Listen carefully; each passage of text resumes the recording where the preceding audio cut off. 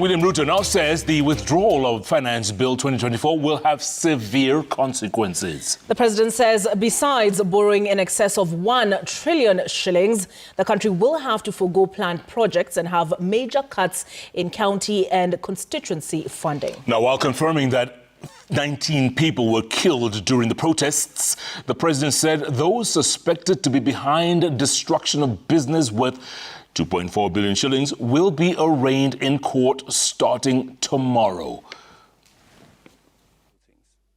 There will be an investigation on how these 19 Kenyans died.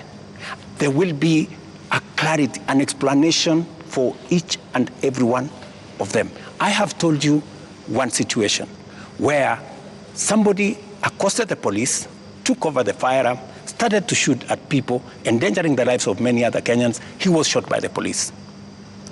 There is a situation in Parliament. How did the invaders in Parliament? They invaded Parliament and went straight for the armory at the Mausoleum. They went straight at the armory at the Sergeant-at-Arms office. Those are the investigations that we will get into, and a proper explanation will be given to the country. As I have told you, we must operate within the parameters of the rule of law. And I agree with you. The police must never act outside the framework of the rule of law.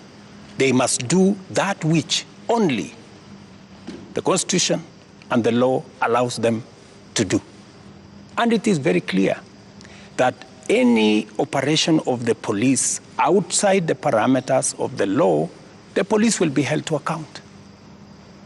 Whether it is holding citizens beyond the stipulated time, but I must be thoroughly clear to you.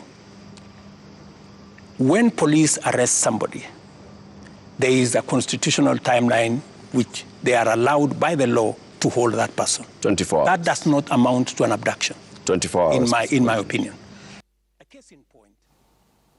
President William Ruto has pledged not to proceed with the hiring of chief administrative secretaries as part of austerity measures to have the country live within its means. That's right. Now, the president also promised to freeze funding to the office of the First and Second Ladies.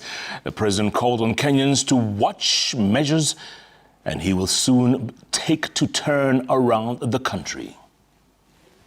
And I know people have raised issues of CAS, for example.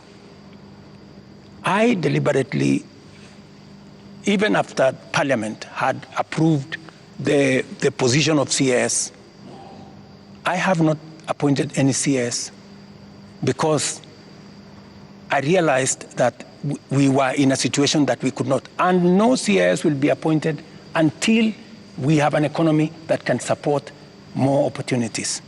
I know citizens have said that there is no need for the office of the First Lady or Second Lady. Third Lady. These are offices that were there. But because we have to live within our means, those offices from tomorrow, this new budget which is starting tomorrow, they will not be part of our equation. Because in the face of what has happened, we have to trim down every other area.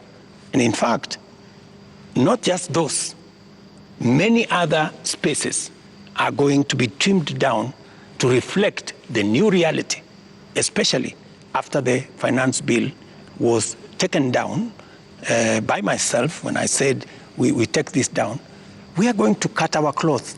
We are going to cut our coat, the size of our clothes. We're going to reduce money going to counties. We're going to reduce money going to the judiciary. When I came into office, the judiciary was getting 18 billion. Today, they are getting 25 billion. But it was because I believed in the rule of law.